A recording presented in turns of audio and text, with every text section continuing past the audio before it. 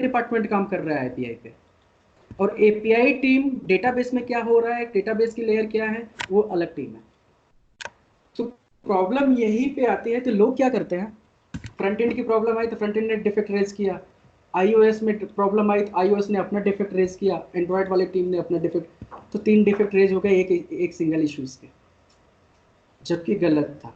अगर इसको कोऑर्डिनेट करके हम तीनों टीम इकट्ठे मिलकर टेस्टिंग करते तो पहले हम फोकस यहीं पे करते रेदर देन कि हम यहाँ पे फोकस करें। तो अगर सपोज करो इन टू कोई एक फंक्शनैलिटी को हमें इन टू इन टेस्ट करना है प्रॉपर, तो आज के डेट में सबसे पहला जो हमारा फोकस होना चाहिए वो होना चाहिए एपीआई।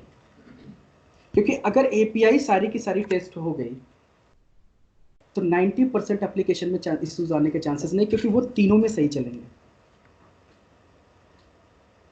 दो पहला एडवांटेज, क्योंकि तीनों एप्लीकेशन सेम एपीआई कंज्यूम कर रही है, एक्सपोज कर रही है।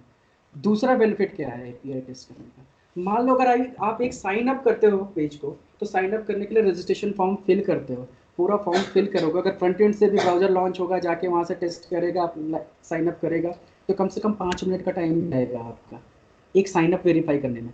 लेकिन अगर वही साइन अप की एपीआई कॉल कर लो तो बैक एंड में मुश्किल से 1 सेकंड के अंदर वो सिनेरियो डन हो जाएगा।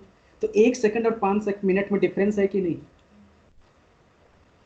और ओवरऑल सोचो, तो अगर आपको पूरा इन टू इन टेस्टिंग में फोकस करना है, पूरा इन टू इन डिलीवर करना है सिस्टम को, तो सबसे पहली प्रायोरिटी होनी चाहिए according to my experience API.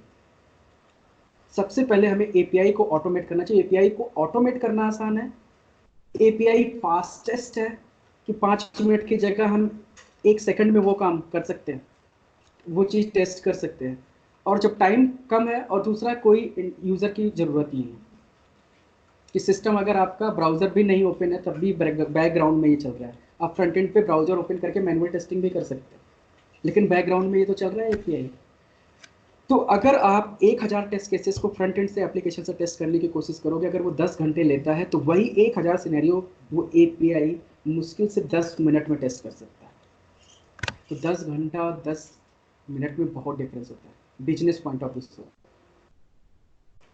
तो इसलिए एपीआई सबसे ज़्यादा हाईली रिकमेंडेड चीज़ होती है कि जिसकी सबसे पहले फोकस होनी चाहिए ऑटोमेशन पर। लेकिन आज भी इंडस्ट्री में मिनिमम कंपनियां हैं जो सबसे पहले एपीआई पे फोकस करती हैं। Because of what, because of agile. Agile ने सबकी ले रही,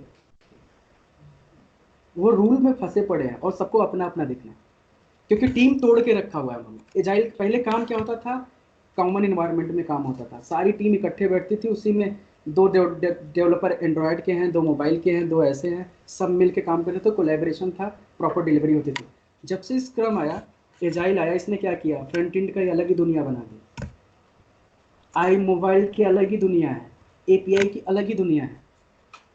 तो अब यहाँ पे जब अलग अलग दुनिया में लोग काम कर रहे हैं तो कम्युनिकेशन गैप हो रहा है, जिसकी वजह से अब प्रॉब्लम कहते हैं एपीआई वाले अपने तरीके से अपना ऑटोमेशन कर रहे हैं, फ्रंट एंड वाले अपना, आईओएस वाले अपने, एंड्रॉइड वाले अपना, और कभी कभी डिफेक्ट आता है एक ही चीज़ से। तो बट हमें क्या करना है, अपने को तो जो काम मिलेगा वही करना है ना।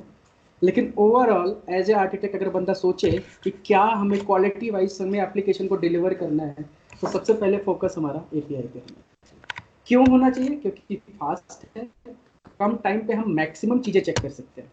मैं ऐसा नहीं कह रहा कि एपीआई ऑटोमेट कर लिया तो फ्रंट एंड नहीं करेंगे, क्योंकि बहुत सारी चीज़ें फ्रंट एंड करना जरूरी है, क्योंकि कस्टमर एक्सपीरियंस है ये।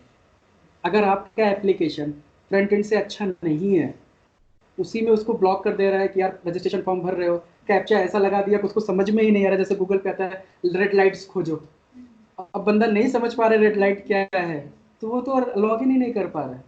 तो इतना कॉम्प्लेक्स बना दोगे तो वो नहीं कर पाएगा, वो भाग जाएगा तुम्हारी साइड से, कहीं और ऑप्शन खोजेगा। तो कस्टमर एक्सपीरियंस के हिसाब से फ्रंट एंड भी टेस्ट करना बहुत इंपॉर्टेंट है, क्योंकि फ्रंट एंड में बहुत सारे वैलिडेशंस लगा देते हैं कि डेटा पहले से ही फिल्टर करके एपीआई में जाता है, तो जिससे कि एपीआई में ज़्यादा काम नहीं होता। एपीआई डायरेक्ट जो डेटा पास करेगी वो डायरेक्ट डीबी में हिट कर देगी, क्योंकि बीच में ये अपना सिक्योरिटी वो एप्लीकेशन डेटा की वैलिडिटी नहीं चेक करती कि डेटा वैलिड है या नहीं, क्यों काम फ्रंट एंड का हो गया कि डेटा सही आना चाहिए। तो सबका अपना अपना टास्क है, इसलिए सबको अपने अपने तरीके से करना है। तो फ्रंट एंड के बारे में आपको कोई टेंशन है ही नहीं। अब हम बात करें तो सिर्फ एपीआई की, तो अब सिर्फ हम इस लेयर की बात करेंगे और आगे चल के बात करेंगे। डीबी भी बहुत इंपॉर्टेंट है, डीबी से भी बहुत कुछ कर सकते हैं। तो कम्बिनेशन अगर हम इन टू इन टेस्टिंग की बात करें तो हर एक कंपनी में एक इन टू इन टेस्टिंग होनी चाहिए, जो कि नहीं है। 1-2% कंपनियों में इन टू इन टेस्टिंग होती है, नहीं तो मोबाइल वाले अपना, वेब वाले अपना, एपीआई वाले अपना, डीबी वाले अपना अपना टेस्टिंग करके रिलीज निकाल देते हैं। लेकिन इन टू इंड कोई टेस्ट नहीं करता कि हम शुरू से इन टू इंड हर एक डिवाइस से, एक बार iOS से जाके इन टू इंड कर लो, एक बार फ्रंट से जाके, एक बार एंड्रॉयड से जाके, ऐसा करना चाहिए। तो टाइम नहीं होता, यही क्यों नहीं होता, क्योंकि इतना इफर्ट कैसे लगा, और क्वालिटी देनी है तो करनी पड़ेगी।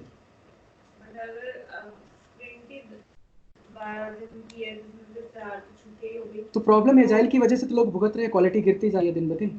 होड़ लगी है टेक्नोलॉजी माइग्रेट करने में सबको, कस्टमर फोकस सबसे ज़्यादा हो गया है। ऑफर देके कस्टमर फंस रहा है, तो टेक्नोलॉजी में क्यों इन्वेस्टमेंट करें। आज भी मेन फ्रेम यूज़ कर रहे हैं। बिजनेस आएगा तो चेंज कर लेंगे, सबको पैसा तो चाहिए। तो हर